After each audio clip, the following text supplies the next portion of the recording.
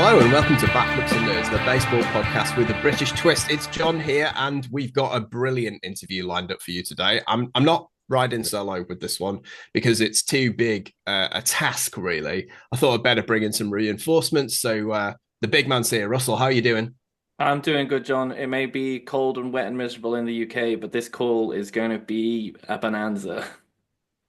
A bonanza, it certainly is, because we have got a man who is one of the faces of one of the biggest extravaganzas in baseball. It's the traveling circus that is the caravan of the Savannah, easy for me to say, Savannah Bananas. It's the field manager himself, Tyler Gillum. Tyler, thank you so much for your time today. Great to see you.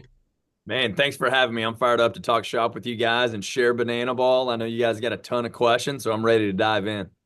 I'm so fired up. I need to put my false teeth back in. I think that's might be the worst read that I've ever done at the start. But hey, we started at the bottom. There's only one way to go, isn't there? So Tyler, we want to start with the basics, right? So we know what banana ball is. We're close adherents to the beautiful game of baseball. We love it in all of its many shapes and forms. And the form that you work with the great club down there in Savannah and taking it all over the world now has done something pretty spectacular with baseball over the last sort of 5 or 6 years. But for people who don't know about banana ball, don't know about the bananas, the party animals, the firefighters, what is it that you guys do, and why is it so different from like what we know the MLB or the NPB in Japan, for example?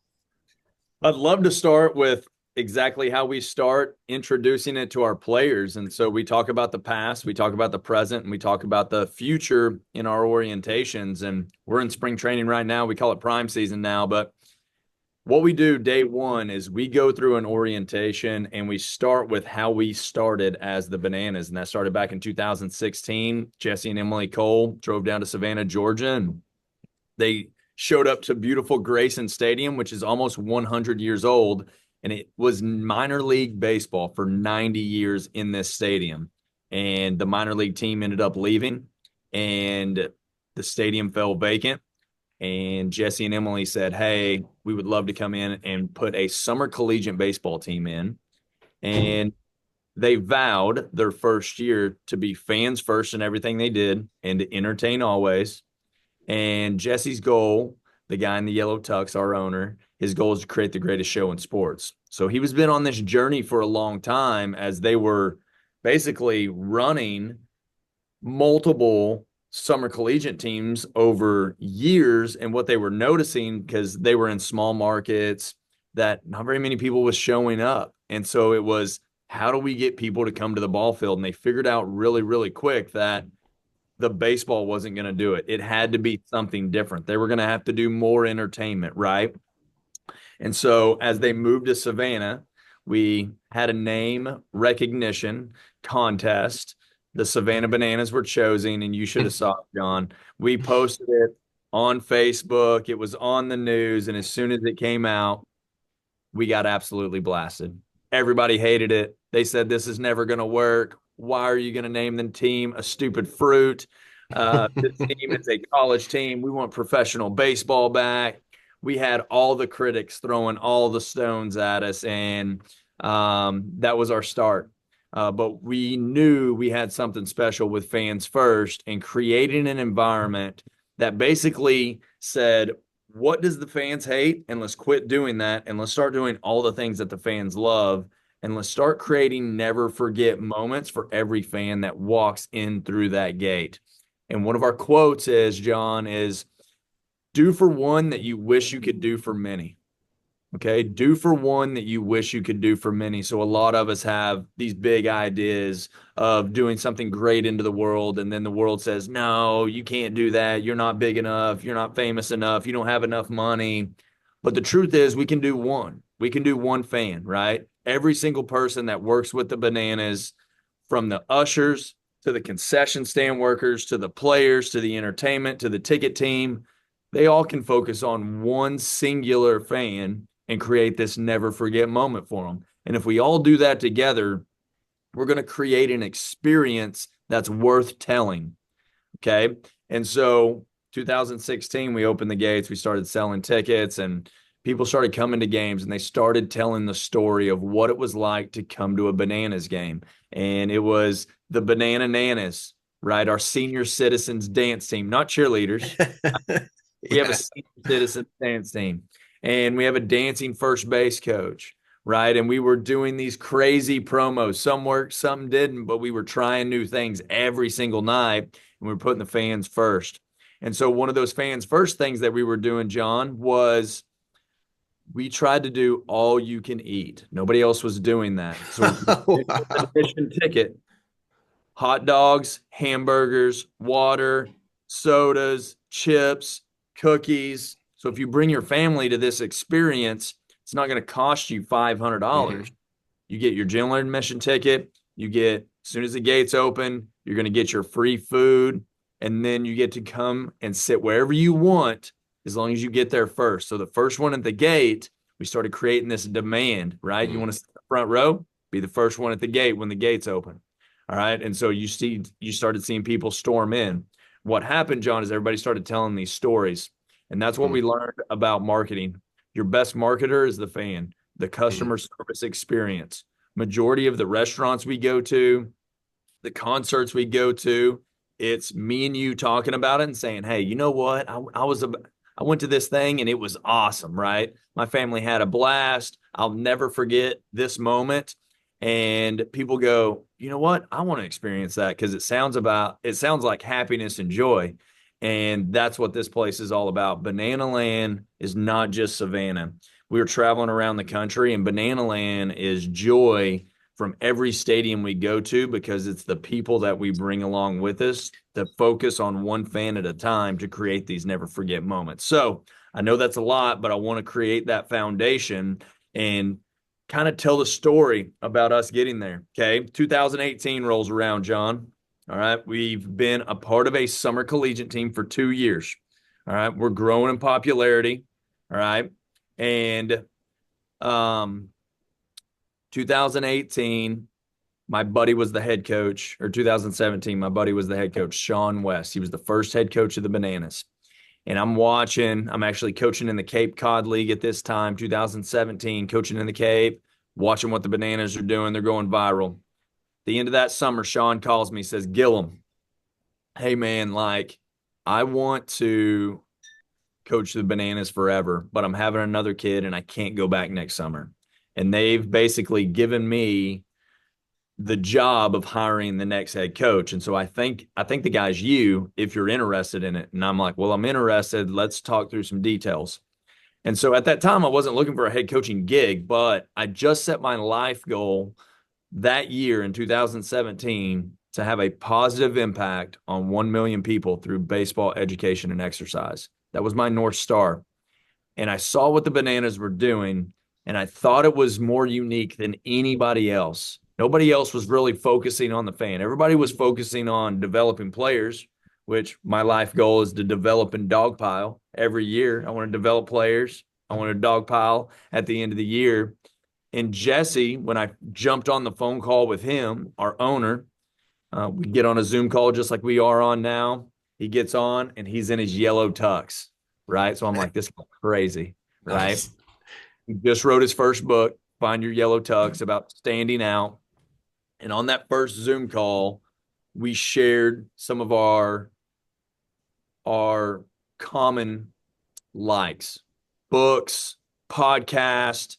And I told him, hey, my life goal, I want to impact 1 million people on the baseball field. I want to develop and dogpile. I want to develop players, and I want to dogpile at the end of the year. And he said, my big vision is to create the greatest show in sports. And he started going into that detail of what that looked like.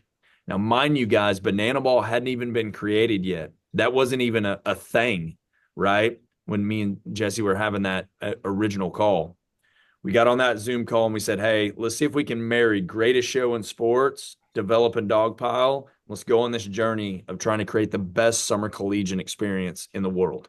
Okay. Here we go. We go on this journey. Summer baseball is awesome. We have multiple draft picks. I've got guys coming in. I'm telling them, we're going to wear kilts in a game. They're like, what the hell's going on? Hey, we're going to dance on the dugout. They're figuring it out. They're getting thrown into the fire. And with those challenges, we've seen a lot of guys rise to the top, like our catcher now, Bill Leroy. He was with me in 2018, our first summer. So he's been with me for 8 years now. Crazy. We've almost been together for a decade. That's the wildest thing ever. But at the end of that year, okay, we're getting to banana ball here, boys. At the end of that year, 2018, Jesse calls a meeting. About 8 of us go down the left field line into a building that we call the Stadium Club. All right. We get into that meeting and Jesse says, hey, we need to create another game. We need to create some type of show or game outside of our summer games. We sold out every summer game, 26 games between end of May to the start of August. We sold all of those games out. So for the other 9 months as a business, they were trying to survive, right? They're doing concerts, they're doing food truck events and all this stuff that had nothing to do with baseball or really the bananas. And so they're like, we're really good at customer service. We're really good at fan experience. We're really good at selling out games. How do we do that more? So Jesse said, here's the original ideas of a new game. Here's some new rules to a new game that we're going to create. And it started with fans first. Everything we do is fans first, and everything filters through fans first. And so we created the rule of fan catch out. Wouldn't it be awesome if the fans could catch an out in the game? And so we talked about that. And then we said, the game's too slow. It's boring for a lot of people. How do we make it faster? No mound visits. Hitters can't step out. Let's make it more exciting. If there's a pass ball, runners can steal first. I love that because I'm a base stealing guy. All right. So I love stealing first base. All right. Then it was no bunts. People want to see people hit. Balls put in play. Okay. So there's no bunting. Right. And so we kept on creating some of these rules. 2-hour time limit. We were watching in 2017. We set a camera up in the stands. Okay. It pointed at the stands. And what we started noticing is at the 2-hour mark, people started leaving. And then 2:15, more people started leaving. And then more, and then more, and then more. And what the truth of the matter is, guys, is you don't go to a concert and leave in the middle of the concert. You're going to stay till the encore. Same thing with a movie. You're not going to leave in the middle of the movie. How do we do that for baseball? And that's what banana ball started. And then so we created the banana ball rule. It's a 2-hour time limit. So we fasten everything up, right? And so 2018 was the origination of the rules. We tested it. COVID hit in 2020. We evolved and played some games, but we were still in the CPL. 2021, we took a bet on ourselves and we did the One City World Tour in Mobile, Alabama. 2 games, sold all of them out. People lost their minds and was like, hey, this is cool. And so we said, okay, it works. We took the show on the road for the first time. It works. 2022, we did 7 cities, sold all those games out, which was 16 games.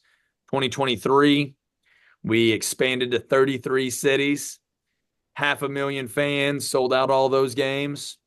Last year on tour, we did 6 major league stadiums, 1 million fans, and we've got new Party Animals fans in the background. And we did a cruise. I don't know if you guys saw the cruise, but at the end of 2024, we did 6 major league stadiums, 1 million fans, and then we celebrated with our closest fans on a cruise to the Bahamas. 4-day cruise, 2,500 fans, and we were the entertainment. And so here we are, 2025, 17 major league stadiums, 4 football stadiums, 2 million fans. And the next thing is we're probably going to have a meeting with Elon Musk and figure out how to go to Mars. Never mind 1 million people. It's going to be 1 million Martians, right? That's cross out the people, right? That's the next time. So I know that was a lot, boys, but there's the origin. Oh man, there's so many different ways you can take it. Like so many of the questions that Russ and I had pulled together sort of branch off from there. But one thing that I'm really intrigued about, and you sort of alluded to this in terms of giving us all of the background, that this is some of what you say to the players. How do you recruit a banana ball player? Because this is, we've just seen one of your party animals behind you on the camera there. These are like these are really, first and foremost, they're really talented baseball players, but Yeah. they're more than that, right? So how do you decide that a player is a party animal or they're a firefighter rather than just, you know, a guy who's gonna be a good player in the Pioneer League or in a collegiate wood bat league? Yeah, great question. So a lot of our guys started as summer collegiate bananas, right? And so they were in house with us and we saw them develop over time and they knew our culture. They knew what Fans First was all about. So when we first created Banana Ball, Bill Leroy, our catcher, and Kyle Weeks, one of our main pitchers, they were with me in 2018, and then they were the first bananas to be full-time bananas. So that happened in 2021. Okay. And as we continued to develop, we recruited all over the country, but some of them was, welcome to Banana Land. All right. So here we go. We got a couple of guys here. We got some boots. We've got a helmet. These are my boots that I wear on the field, by the way. Love it. Beautiful. Every game. This is Adam Byron. That's Adam Byron. That's Byro. That's our glue guy. He's our assistant coach with the Bananas. He works with our pitchers and does baseball ops. And so as we're recruiting, we recruit just like professional baseball does. We're trying to go find the most talented and entertaining players in the world. Okay. That starts, I was a recruiting coordinator for 13 years in college. So it's the same thing. It's networking. You're calling a lot of colleges. You're seeing players being in the affiliate ball ranks and they get released. We're picking up on those guys. We're looking at indie ball, who's the best players in indie ball. And then once we kind of can identify, number one, the talent, then from there, we can look at some of our other characteristics. And a lot of those other characteristics are going to be selfless, tough, outgoing, energy giver. Those are some of the guys that we're looking for. And a lot of that is phone calls, networking, and then we'll do tryouts. Okay. So we have tryouts all over the country in different cities. And our tryouts is not your normal tryout, John. You're going to dance. You're going to get out of your comfort zone. You guys are going to show up in helmets like Viro was, right? They're going to show up in all kinds of different outfits. And then we're going to see if they can really play. And so it is a combination between talent and entertainment and finding skills. And we've got 4 teams now. And so you asked about how do you figure out who's on which team? And some of it's personalities. When we create brands, teams, we try to create the entire world of what that team is all about. What's their team colors? What's their mascot? What's their entertainment? What's their cast? What's the music involved? Like what genre of music are they going to have? And we also start kind of seeing like what players' personalities fit best on some of these teams. And we would kind of like push guys in certain areas. With the firefighters teams, we have a lot of those guys where their dads, grandpas, uncles, family members were firefighters. Their head coach is Val Perez. She has been a firefighter in Corpus Christi, Texas for the last 8 years. And she also plays on the women's Team USA baseball team, right? So she understands the culture of what it is to be a firefighter. So she leads the way there. And then we've got the tailgaters, and the tailgaters is going to be the best pregame in sports. So you're going to see a tailgater band where the players that play on the field are the lead singer. The band. Wow. They're going to be amazing. Like, the singer's going to play left field. The right fielder is going to play the electrical guitar. One of the starting pitchers is the drummer. We've got a guy that plays the violin, left-handed pitcher, right? And so they're going to play in the band. We're going to grill out. It's the best pregame in sports. Then we're going to have a pre-show, and then we're going to have the game for 2 hours, and then we're going to party in the party plaza afterwards. So it's not just a 2-hour game. Like literally our guys' days are long and they really are fans first. And you'll see these guys there at 1:00, BP, rehearsals, gates open, VIB to gates opening. Then it's, hey, baby, free show for an hour, game for 2 hours, 45 minutes hanging out with fans, signing autographs with our DJs and partying. It's an entire show. So how for you, Tyler, obviously, like you said, you worked in recruitment for like obviously in the college systems for that sort of time period. Like, how did you adapt to kind of work out how to get the right people for Banana Ball? Because it has changed and grown over the time that you've been there, and you've had to like change and grow with it as it's gone on. Yeah, no doubt. Well, In 2018, that was my first year, right? And I think anybody that does something for the first time, there's a lot of like figuring it out stage, like, hey, what do we got to do here? Okay. And I think something that's very important is one, understanding the environment and understanding what's needed in the environment. Once that happens, you can kind of start figuring out who's the individuals that would work best and what characteristics fit best. So my first summer here, we were doing a ton of entertainment, but it wasn't necessarily scripted. So what happened was a lot of players were like just getting grabbed and going like, hey, go to the stands and give roses to little girls. And then, all right, run over here to the third base side and do this. And it was kind of chaotic in a way. It just wasn't organized and planned out where we could be really prepped up. We could rehearse and then execute at a high level, where they could also execute entertainment, but also on the baseball field. And so we created a motto called Flip the Switch. And flip the switch meant going from the baseball to the entertainment, back to the baseball, back to the entertainment, in the flip of a switch without the loss of enthusiasm or focus, right? So can you go hand a rose to a little girl and make a never forget moment? Then can you run to second base and make a diving play? Then can you run in, do a dance, and then get in the box and hit a line drive, right? So it's going back and forth and trying to find the best people for that. Some of that's tryouts, getting them out of their comfort zone. Some of that, finding that out is, to be honest with you, you don't know if guys can do it until you get them in the environment. And so this year, we actually created the Visitors. And the Visitors is a development team for 5 weeks that it is the next wave of banana ball players. They come in for 5 weeks, they train with us, they play 6 games, and they get thrown into the fire and they really get evaluated about whether they can do it or not. And we did it this year. It was great. And 75% of those guys that were on that team are on this new tour on one of the 4 teams. And so you got to get thrown into the fire and see if you can rise to the top.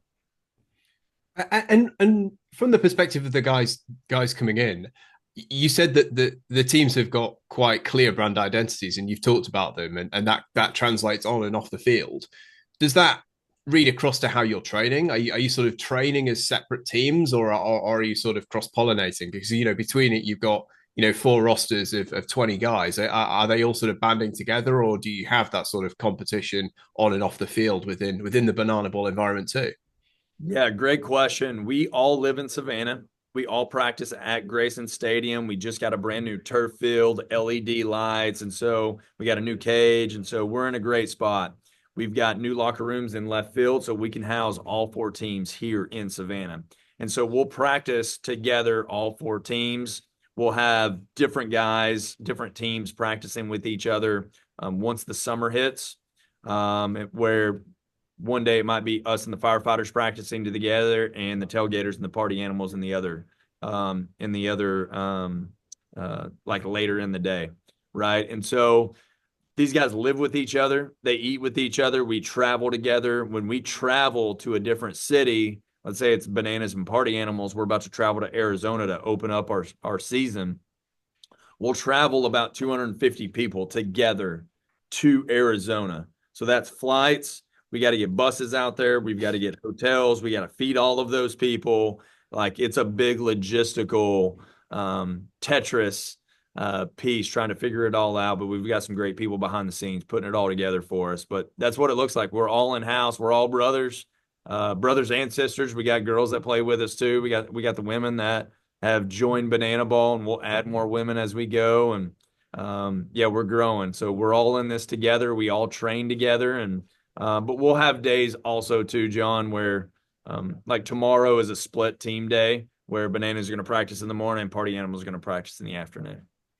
And in terms of what that training looks like, these are professional baseball players. They need to get their reps in the cage. They need to do their S&C work. But what's the split between doing what you'd expect in a major league clubhouse and practicing backflip catches? Yeah, great question. We'll practice 3 hours majority of days, just like anybody else would practice 3 hours. The only difference is we do all the other stuff as well. And so how a banana ball player gets evaluated, 4 different areas. Number 1 is going to be banana ball performance, and that's going to be like regular baseball, but it's also going to be trick plays and quick pitch for pitchers. So example, Ryan Cox did over 200 trick plays last year. As a group, we did over 1,300 trick plays in a game. And so you get evaluated on how well you do trick plays. Pitchers, we have a stat in banana ball, which is MPI, minutes per inning. So the fastest minutes per inning, the fastest inning in banana ball is 46 seconds by Drew Gillespie. And then we've had the fastest strikeout, which is 8.6 seconds. So a hitter struck out in 8 seconds. Wow. And so that's how they get evaluated. That's number one, banana ball performance. Number two is going to be entertainment. Mm-hmm. Entertainment's going to be what your character is, how you dance, how you sing, what you bring to the table for the live show, right? Number three is going to be social connection. And so social connection, majority of the time, a lot of that is social media. So we want to dominate on social media. Everybody's on social media right now. It's our best platform to reach the largest amount of people. And all of our games are free on YouTube. So we've got a lot of guys creating YouTube channels. The goal is to connect to as many people as possible. Our big vision goal is to reach 1 billion fans in the future. So we're going heavy on that, and we go heavy on social media. What we ask our guys to do is post once every day.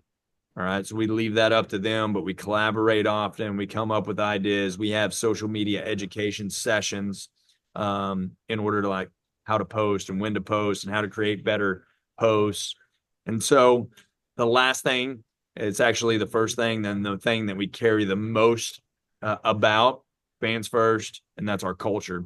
How well are you on the culture side of things? Do you represent fans first to the utmost highest standard?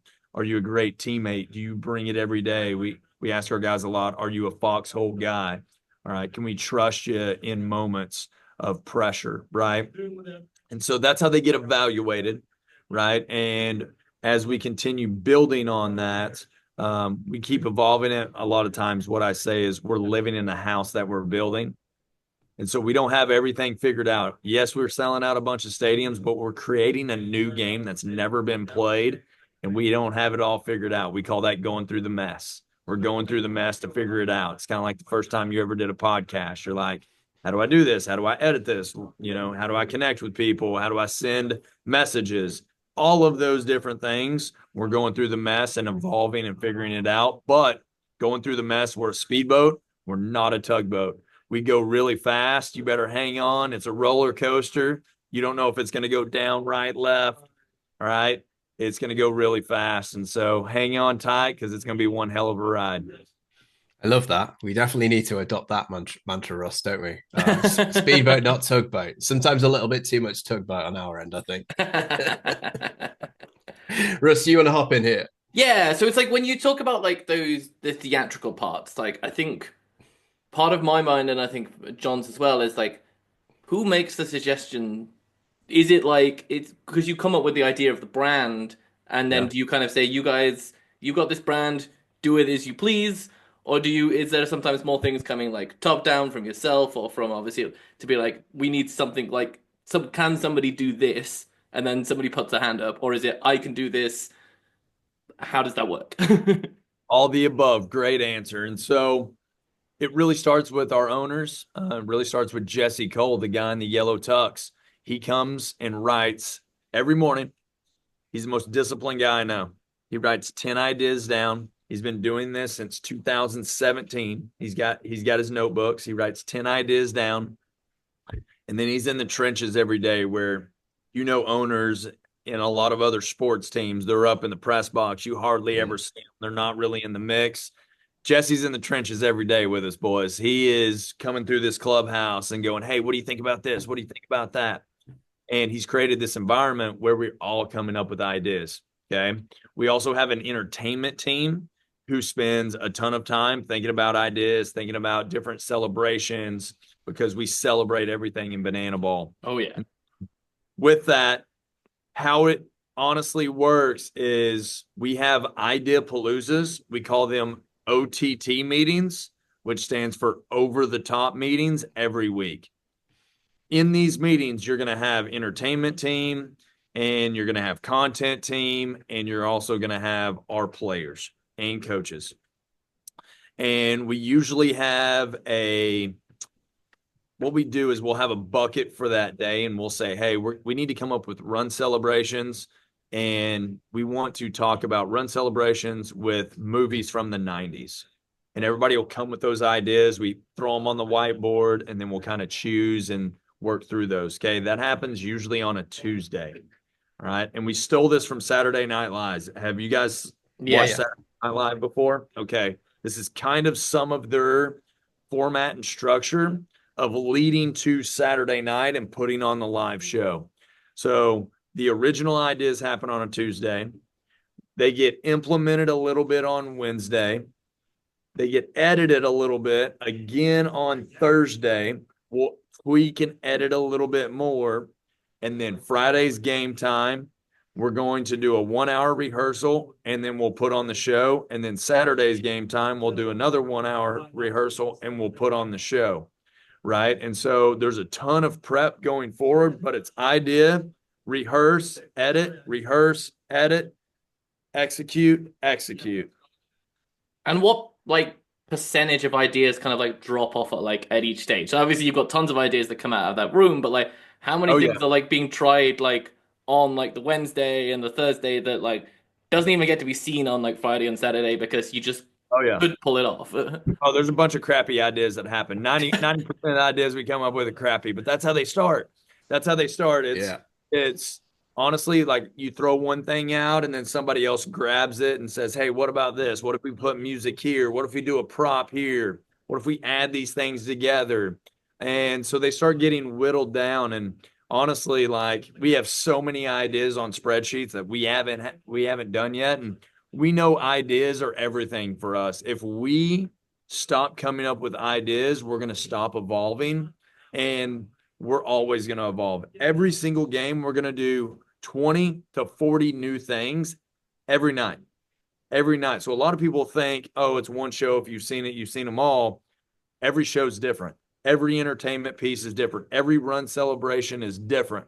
And so that's the fun part about this. We know if we're getting bored, then the fans are getting bored. So we got to keep it going and keep it moving. And that's why we have Idea Paloozas every week. But a lot of them suck. We got a lot of sucky things that we've done as promos. I'm telling you, there's some, we've dressed up like pinatas as human pinatas. That didn't work out. There was a horse race one time where some people fell. We had a guy break an ankle last year. You know, we've had some crazy things that have happened along the way, but it's fun and we learn, and some things work, some things don't, but we create a ton of never forget moments. Has there ever been anything that sort of stuck in your head where you weren't sure on something and it just really works in the moment? Like any one or two that you were like, I don't know, and then it just really hit with the fans? Yeah, so I can go back to Jesse and I's first Zoom call, and he said, "Hey, we do things very normal." And one of the quotes in Banana Land is, "Whatever's normal, do the exact opposite. Keep doing what everybody else is doing. We're gonna get the same results. We need to do something completely different." And that's how we came up with like our dancing umpire Vince and our dancing first base coach. Then we have stilts. Yeah. Stilts at race. Baseball, stilts pitches, right? We do all these we do all these crazy things. And so we do things all the time that I'm like, I don't know if this is going to work out. And back in COVID, we tested a ton of things.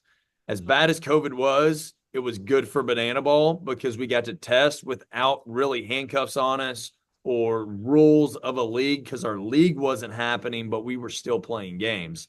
And one thing we tried, John, was we did impractical jokers, but on the field. Yeah. Jokers. We stuck 3 pitchers down in the bullpen, and we put the right fielder. We got him mic'd up, and the pitchers were just telling him to do crazy stuff in right field. And this guy was dancing at one point. He was doing handstands, and the pitcher's pitching, right?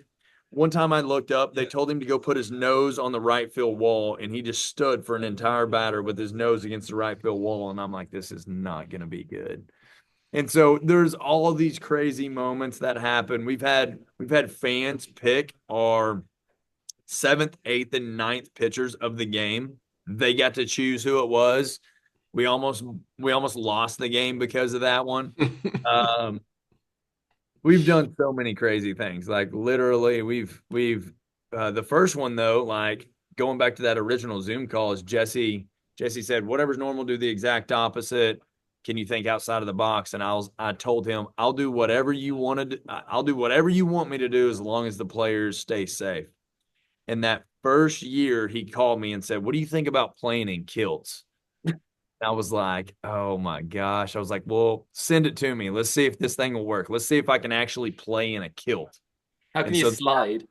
they sent it to me, and we basically I hit in it, pitched in it, and I was like, okay, we can move in it. We've got to get the guys sliders and we got to get the guys tights, and we'll wear high socks with it. And so we pulled it off. We ended up winning the first game, 2018, in a kilt, 3-1 against the Macon Bacon. Bill Leroy hit the walk off, and the rest is history. I think we're like 6-1 wearing a kilt. So that happens in St. Patty's Day, on St. Patty's Day in March. So look out for that in March. We'll be wearing kilts. Absolutely. I love it. Another thing that is kind of iconic for you, and it's become even more so with playing in the MLB stadiums, is sort of special guest players on the bananas and on the party animals. How far in advance do you sort of have to plan for what they're going to do, and how hard, if at all, has it been to get buy into these? I'm a Red Sox fan, so I'm going to focus on that one. You had Johnny Gomes, Johnny Damon, Brock Holt on the team. And they're absolutely loving it. I can imagine it's probably the easiest request that they get on a given year. But how do you plan for those guys, and how do you bring them into your environment when you're playing in those sort of big blue chip games in venues like Fenway or Nationals Park? Yeah, to be completely honest with you, they come and reach out to us instead of us reach out to Amazing. them. They see what we're doing, they see the stadiums we're going to, and a lot of these kids, a lot of these players have kids, and some of them never saw their dads playing. And their kids are watching the bananas and they're like, "Dad, you should go do that." And so a lot of it happens that way. It's word of mouth. Once one player does it, they're all like, "Hey, this is awesome." They tell their friends, and so there's multiple people that join on, but it's usually them reaching out to us and wanting to come play. Awesome. And it's great how you sort of like bring them in and they kind of do something that they tend to be known for. Like that seems to have happened with all of them as well. Like that must be, is that, I'm guessing that's part of your ideas process. Like what can we do with Johnny Gomes? Right. Yeah, and we asked them, "Hey, what do you want to do? Do you want to hit? Do you want to run?" Johnny's first game, he just pinch ran, and then he ended up taking some ABs and getting a couple hits too. I think he walked off an inning in Brockton, because every inning you can win in banana ball. It's like scratch golf. So Johnny was great, but a lot of these guys come up with their own ideas. Papelbon showed up in Savannah, and he's a wild one. Ended up pitching in a kilt. That was his idea. Sounds about right. So Yeah. we put it in their court a lot of times because this is human nature. If you put it in a human's court and you said, "Hey, what do you want to do?" and you come up with the idea, you're going to own it and you're going to get the best version of yourself or in the best version of them because they chose it. And so that's something to think about. And I think that's what works best for us is finding the right guys. Doesn't have to be the best guys or the most famous guys. It's finding the right guys that believe in fans first, believe in having fun, and guys that want to be a part of it. Great. I want to move on to grill Tyler on some of Rob's suggestions, Russ. But before I do that, do you have any other questions for Tyler before we put him on the spot and get him to grade our dear eccentric friend? I think probably my final would be like things that you've done personally, Tyler. Like, what is like your like on field like highlight from something that you've kind of done as part of a game to kind of what's that number one experience for you? Man, I tell you what, this one's special. So, I don't know if you guys know, I wear boots on the field every game. These are my R. Watson boots right here. Um, I started wearing those in 2019. We filmed a video.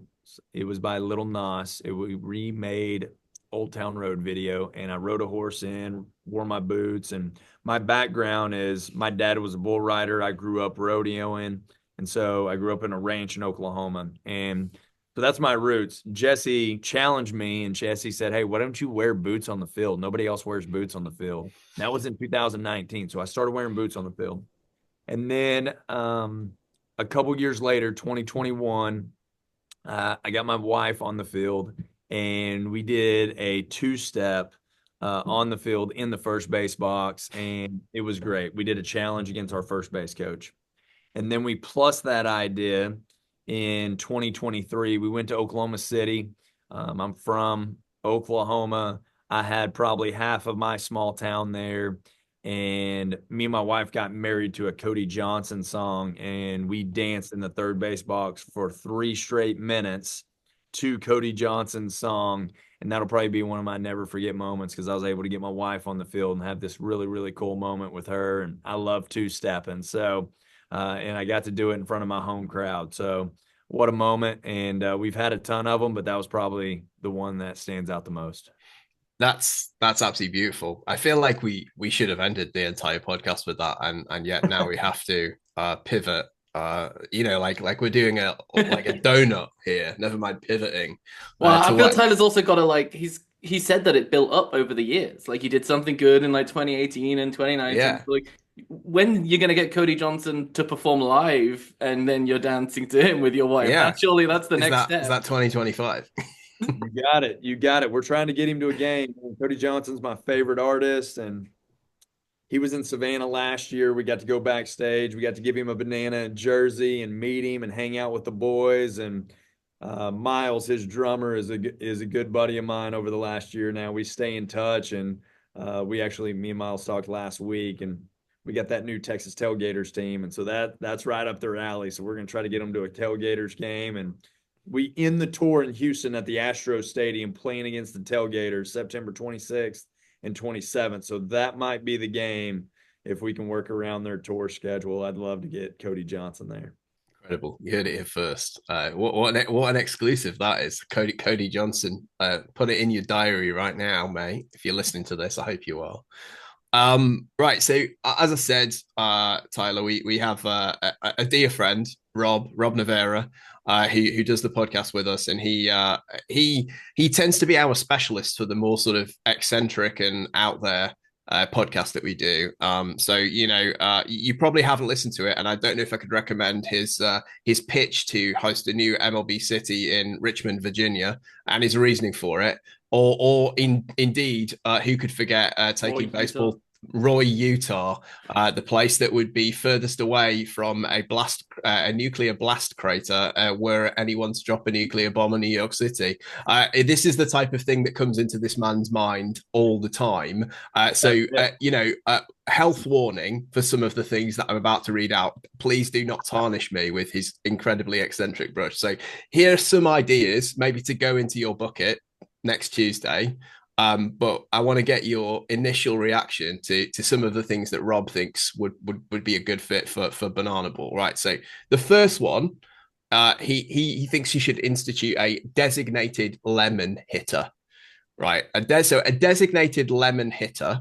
The fielding team chooses a player each inning who has to bite down on a lemon before the pitch. We get a close up of their face, and the pitcher gets the advantage because they are sucking on a lemon.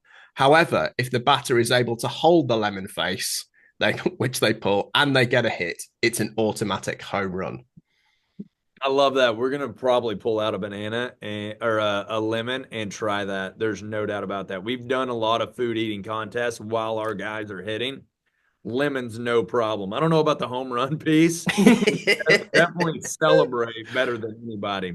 So if it is, we'll figure out how to get that done.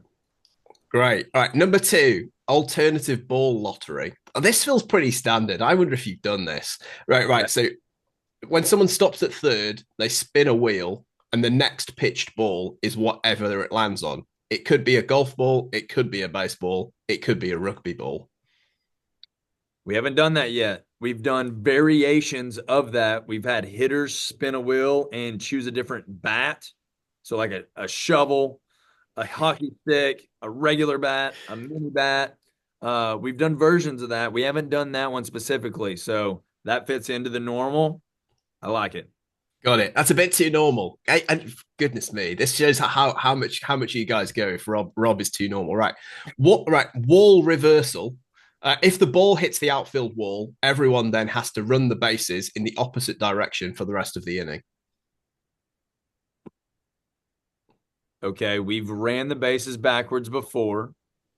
So this is just normal, Rob. You're not as good as you think you are. He came out quickly with designated lemon hitter, and it's all gone downhill from here. Yes. Yeah, you see Danny Do It All Hosley right here. Danny Do It All Hosley. How about this? Featured. Hey, Danny Do It All Hosley has played every position in one inning before. That's right. And he finished on Amazing. the mound. He struck the guy out, and that was in Cooperstown, New York, right after we got inducted into the Hall of Fame. So That's what in you the want to flesh, do. Danny Do It All Hosley right here.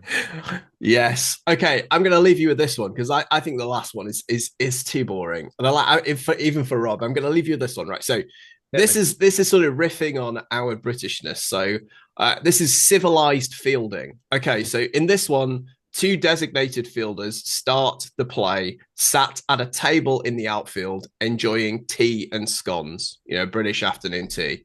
They can only leave the table when the ball is struck. Each player can only spend 2 innings at the table. If they spill their tea when trying to field the ball, an extra base is awarded. If the table or its contents is struck by the batted ball, the hitter is out. I love it. Yes, we've done multiple of setting around tables, and you name it. We've done a ton of different scripts. We haven't done this one though. Like all these variations are good. He's on the right track here. He could have a future. There's no doubt about it. If you catch the ball in the teacup, out. See you. Maybe double out. We'll figure it out as we go. But man, he's in alignment with what we're doing. This is how this craziness starts. And like I said, we do 20 to 40 new things every single game. And so one of these might be joining Banana Land soon. Well, yeah, I mean, make sure that we tuning into every game on YouTube for looking out for the designated lemon hitter. So Rob's a Rays fan, so maybe next time you're down in Florida, that's the time to bring out the designated lemon hitter because they'll be tuning in. Tampa, First Football Stadium, March 15th, Tampa, Florida. That'll be where it's going to be. Oh, yeah. Amazing. Tyler, I mean, unless Russell's got any more questions, that feels like the right place. You've been incredibly generous with your time. So thank you so much. Just, if anyone who has listened to Tyler today hasn't sort of been bitten by the bug of banana ball, easy for me to say, definitely better than my intro. I've certainly woken up now. I don't know what is going to get them. Tyler, thank you so much for your time. This afternoon, your time, this evening, our time. And really looking forward to what you guys have got up your sleeves for what's going to be a monumental season for all 4 of your teams and the whole organization. Thank you for having me. If anybody wants to reach out, you can reach out in Instagram at Coach Gillum 66. We've got an awesome impact story that's happening. I've got gloves that I'm giving out on tour. They're custom gloves. It's Bet on Yourself gloves. And so if anybody would like to join in on that and impact the next group of kids playing, I know you guys are doing that a ton there. And so hopefully we get to come over there and give some gloves to some kids across the ocean here, hang out with you guys at some point in time. Hey, I don't know if you've got a gap in your schedule, but we have, right? Rob Manfred's not sending any teams this June. You guys want to come? Bring the bananas over. We'll have you. Yeah. When the world tour actually becomes a world tour, then we're your first destination. See Russell in London and come and see me in Manchester. That'd work. I'm all in. And yeah, definitely do follow Tyler. Follow all the Bananas guys. As Tyler said earlier on in the conversation, they're pumping out content all the time, and it's all gold. This is a really special group of guys that you and Jesse have managed to put together, and they bring the joy to baseball, and they bring the joy to baseball fans. And huge thanks to you all for that. And thanks again for your time today. You guys were a blast. Can't wait to do it again. Hopefully we'll see you guys at a banana ball game soon. Love it.